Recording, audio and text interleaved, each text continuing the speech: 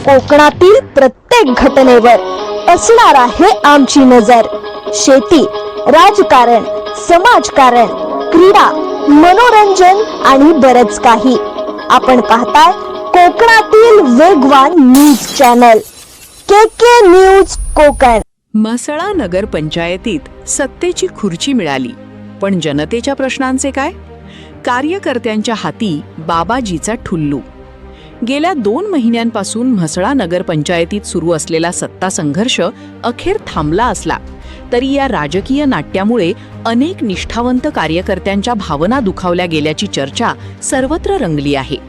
वरिष्ठ नेत्यांमध्ये तडजोडी झाल्या, कोणाला पालकमंत्री पदाचा लाभ मिळाला, कोणाला आमदारकीची संधी मिळाली।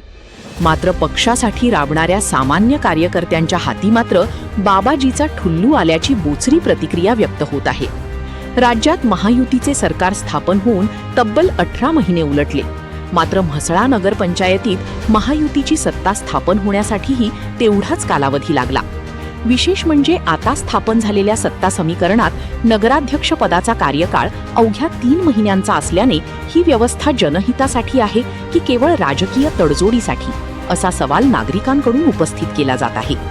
नवीन नगराध्यक्ष म्हणून सुनील शेडगे यांची निवड झाली असली तरी 3 महिन्यांनंतर शिवसेना शिंदे गट नगराध्यक्ष पदावर विराजमान होणार असून उपनगराध्यक्षपद राष्ट्रवादी काँग्रेसकडे राहणार आहे। त्यामुळे पुढील 8 महिने नगरपंचायतीत विकासापेक्षा सत्तेच्या गणितांची चर्चा रंगणार असल्याचे चित्र आहे। दरम्यान शहरातील अनेक मूलभूत प्रश्न आजही प्रलंबित आहेत। पाणी टंचाईमुळे नागरिकांना विकतचे पाणी घ्यावे लागत आहे।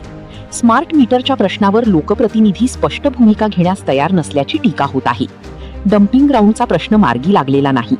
सरकारी रुग्णालयात पुरेशा सुविधा नसल्याने नागरिकांची गैरसोय होत आहे। विकास कामांची गती मंदावल्याने शहराच्या प्रगतीला खीळ बसल्याचे चित्र दिसून येत आहे। या सर्व घडामोडींमुळे सामान्य नागरिकांचा राजकारणावरील विश्वास डळमळीत होत असल्याची भावना व्यक्त होत आहे। शहरातील चौकाचौकांत सुरू असलेल्या चर्चांमधून राजकीय स्वार्थासाठी नेते कोणत्याही थराला जाऊ शकतात, अशी नाराजी व्यक्त होत आहे। म्हसळा नगर पंचायतीतील सत्तेच्या या खुर्चीखेच नाट्याचा शेवट झाला असला तरी जनतेच्या प्रश्नांची उत्तरे अद्याप मिळालेली नाहीत। त्यामुळे सत्तेच्या या सर्कसमध्ये जनतेचा आवाज पुन्हा एकदा हरवला असल्याची भावना नागरिकांमध्ये निर्माण झाली आहे। के न्यूजसाठी प्रतिनिधी नईम दळवी।